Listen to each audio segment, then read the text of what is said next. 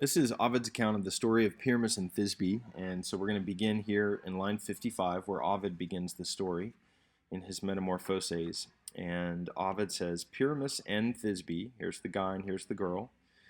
And we have alter, altera. So alter, the masculine, refers to Pyramus. So the one and then the other, right? So that the one, the most handsome of young men, and we can assume an est here, and these ellipsis of the est. So the one is the most handsome of young men, kind of all young men, this genitive plural there, of that third declension noun. The other, now this relative clause, the antecedent actually is puellis, which for Latin students is a little troublesome, right? That the antecedent, we're used to it coming before, but in this case it comes after.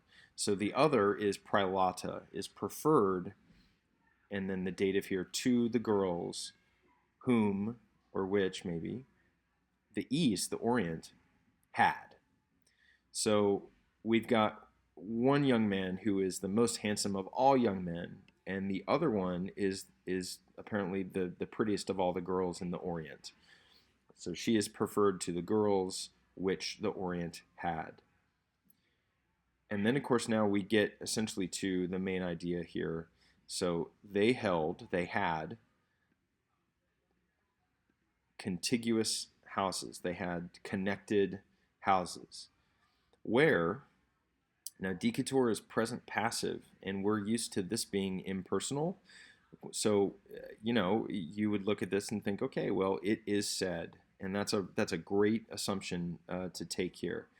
Where it is said that something tall or something high, and then we get coctilibus muris, so with baked or brick walls, and then we get an infinitive, so that makes a lot of sense, where it is said that something has kingcisate, has surrounded. These last two words really bring together the entire clause here. We find out Semiramis is actually the subject of dicator, where Semiramis, this queen, this Assyrian queen, this Eastern queen, she is said to have surrounded with brick walls, with baked walls. And now we see what's tall, and it's an altam urbem. And Ovid has given us a nice word picture here. It's her lofty city, and of course, with the two words stacked on top of each other, then they visually are tall. So let's go through that again. Where Semiramis is said to have surrounded her lofty city, her tall city, with brick walls. Notitiam, so acquaintance, and the first steps, their proximity made.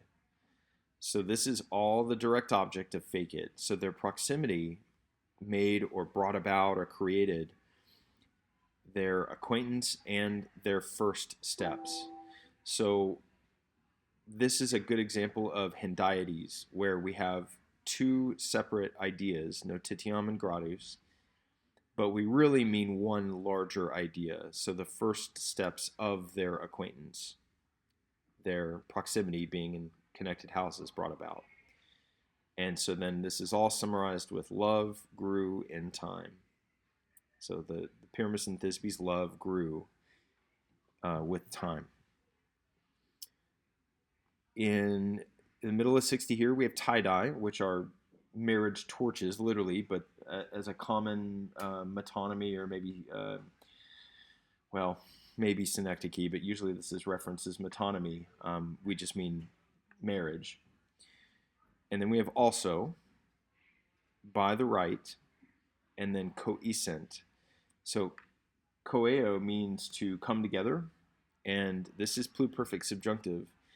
And the subjunctive here is really important because we know that they didn't come together. It's not that they had come together by the right of marriage. We know that they didn't. So the subjunctive here has to mean something like they would have come together. This is called a potential subjunctive. So they had the potential to do it. But the reason they didn't is that their fathers forbade it, or their fathers, their parents Their fathers forbade it. This is wetue runt, the syncopation there. So they would have come together also, they would have come together by the rite of marriage, but their fathers forbade it.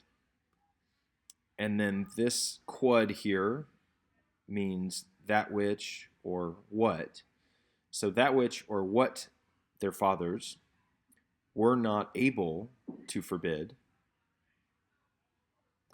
well, both were burning ex aequo equally in their captured minds, in their captivated minds. So this is a relative clause here, and it really is the antecedent of quod here. Technically, I guess is we should say maybe is the entire line here. So they were both burning equally in their captive minds, and this is the thing which their parents were not able to forbid. So that which their parents weren't able to forbid, both were burning equally in their captive minds. And there's a nice symmetry here, I think. You could probably call this a golden line with ex aequo and ambo agreeing, kind of going together there. And then these two, of course, agreeing, the adjective and the noun, and the verb in the middle. Now we're going to switch to a not just a hypothetical or not just a summation, but an actual event here in the story. So every conscius, every witness, every person who would know is absent. By a nod and by signals, by signs, they speak.